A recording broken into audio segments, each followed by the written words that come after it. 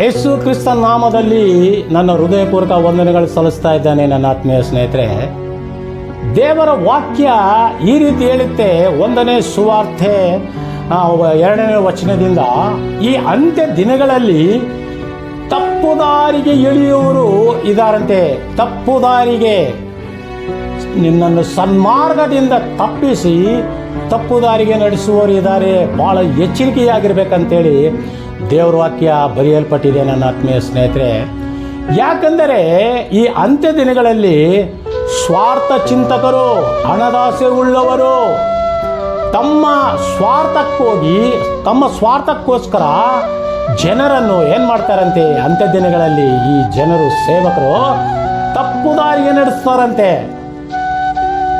ಆ ಸನ್ಮಾರ್ಗದಿಂದ ನಿನ್ನನ್ನು ತಪ್ಪಿಸಿ ಅಡ್ಡದಾರಿಗೆ ಕರ್ಕೊಂಡು ಹೋಗುವಂಥ ಜನರಿದ್ದಾರೆ. ಭಾಳ ಎಚ್ಚರಿಕೆಯಾಗಿರ್ಬೇಕಂತೇಳಿ ದೇವ್ರ ವಾಕ್ಯ ನಮ್ಮನ್ನು ಎಚ್ಚರಿಸುತ್ತೆ ನನ್ನ ಆತ್ಮೀಯ ಸ್ನೇಹಿತರೆ. ಅದಕ್ಕಾಗಿ ದೇವರು ಈ ರೀತಿ ಹೇಳುತ್ತಾನೆ.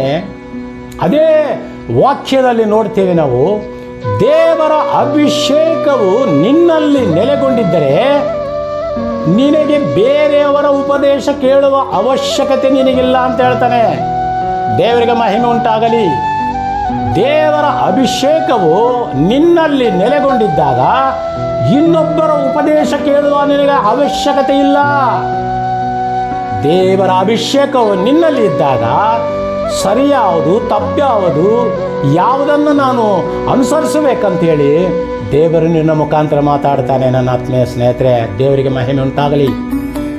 ಈ ಅಂತ್ಯ ದಿನಗಳಲ್ಲಿ ಏನು ಮಾಡ್ತಾರೆ ಅಂದರೆ, ನಾವೇ ಸೇವಕರು, ದೇವರು ನಮ್ಮನ್ನೇ ಕರೆದಿದ್ದಾನೆ, ನಮ್ಮ ಮುಖಾಂತರ ಮಾತಾಡ್ತಾನೆ ಅಂಥೇಳಿ ನಮ್ಮನ್ನು, ಈ ಜನರನ್ನು ಏನು ಮಾಡ್ತಾರಂತೆ, ಅಡ್ಡ ದಾರಿಗೆ ಎಳೆಯುತ್ತಾರಂತೆ, ತಪ್ಪು ದಾರಿಗೆ ಎಳ್ಕೊಂಡು ಹೋಗ್ತಾರೆ. ಭಾಳ ಎಚ್ಚರಿಕೆ ಆಗಿರಬೇಕು ನನ್ನ ಆತ್ಮೀಯ ಸ್ನೇಹಿತರೆ.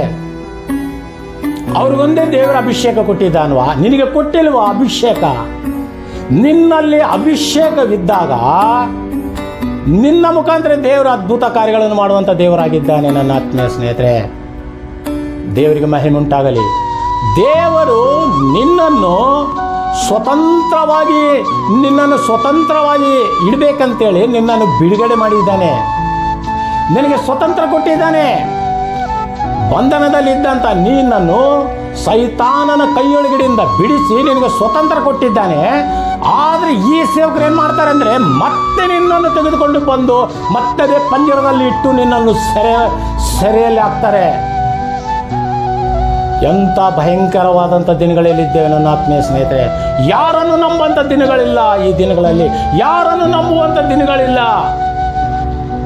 ದೇವರು ನಿನ್ನ ಸಂಗಡ ಇದ್ದಾನೆ. ದೇವರ ಅಭಿಷೇಕವು ನಿನ್ನಲ್ಲಿ ಇದ್ದಾಗ ನೀನು ಇನ್ನೊಬ್ಬರ ಹತ್ರ ಹೋಗಿ ಉಪದೇಶ ಕೇಳೋ ಅವಶ್ಯಕತೆ ಇಲ್ಲ. ದೇವರಿಗೆ ಮಹಿಮೆ ಉಂಟಾಗಲಿ.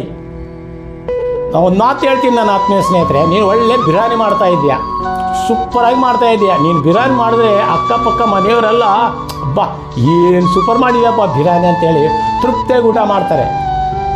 ಅದೇ ನೀನು ಬಿರಿಯಾನಿ ಮಾಡಿದಾಗ ಯಾರ್ದು ಒಂದು 4 ಜನರು ಉಪದೇಶ ಕೇಳಿದ್ದನ್ಕೋ, 4 ಜನರು ಬಂದು ಅಣ್ಣ ಆ ಮಸಾಲೆ ಹಾಕು, ಈ ಮಸಾಲೆ ಹಾಕು, ಆ ಪತ್ರೆ ಹಾಕು, ಇದು ಹಾಕು ಅಂತೇಳಿ ಅವ್ರು 4 ಜನರು ಮಾತು ನೀನು ಕೇಳಿದ್ದೆ ಅನ್ಕೋ, ನಿನ್ನ ಬಿರಿಯಾನಿ ಏನಾಗುತ್ತೆ, ಆ ಬಿರಿಯಾನಿ ಹೋಗಿ ಇನ್ನೊಂದು ಏನೋ ಆಗಿಬಿಡುತ್ತೆ. ಅವಾಗ ತಿನ್ನೋರು ಎಲ್ಲ ಬಿರಿಯಾನಿ ಕೆಟ್ಟೋಗಿದ್ದಪ್ಪ, ಮೊದಲ ಥರ ಇಲ್ಲ ನಿನ್ನ ಬಿರಿಯಾನಿ ಅಂಥೇಳಿ. ಅದಕ್ಕೆ ನನ್ನ ಆತ್ಮೀಯ ಸ್ನೇಹಿತರೆ, ಎಂಥ ದಿನಗಳಲ್ಲಿ ಯಾರ ಹತ್ರ ನೀನು ಹೋಗಬಾರ್ದಂಥೇಳಿ ದೇವರೇ ನಿನಗೆ ಬಿಡುಗಡೆ ಕೊಟ್ಟು, ದೇವರ ಅಭಿಷೇಕನೇ ನಿನ್ನಲ್ಲಿ ಇದೆ. ದೇವರ ಅಭಿಷೇಕವು ನಿನ್ನಲ್ಲಿದ್ದಾಗ ಅದ್ಭುತ, ಪ್ರೈಸ್ ದ ಲಾರ್ಡ್, ನಿನಗೆ ಸ್ವತಂತ್ರ. ಅಂತ್ಯ ದಿನಗಳಲ್ಲಿ ಭಾಳ ಎಚ್ಚರಿಕೆ ಆಗಬೇಕು ನನ್ನ ಆತ್ಮೀಯ ಸ್ನೇಹಿತರೆ. ಹಣದಾಸೆಯುಳ್ಳವರು, ಸ್ವಾರ್ಥ ಚಿಂತಕರು ತಮ್ಮ ಸ್ವಾರ್ಥಕ್ಕಾಗಿ ಏನಾದರೂ ಮಾಡ್ತಾರೆ. ಅದಕ್ಕೆ ದೇವರು ಹೇಳ್ತಾನೆ, ನಿನಗೆ ಬಿಡುಗಡೆ ಕೊಟ್ಟಿದ್ದು ಅವ್ರ ಹತ್ರ ಹೋಗಿ ಕೂತ್ಕೊಳ್ಳೋಕ್ಕಲ್ಲ, ನಿನಗೆ ಸ್ವತಂತ್ರ ಕೊಟ್ಟಿದ್ದಾನೆ. ದೇವರಿಗೆ ಮಹಿಮೆ ಉಂಟಾಗಲಿ. Thank you Jesus.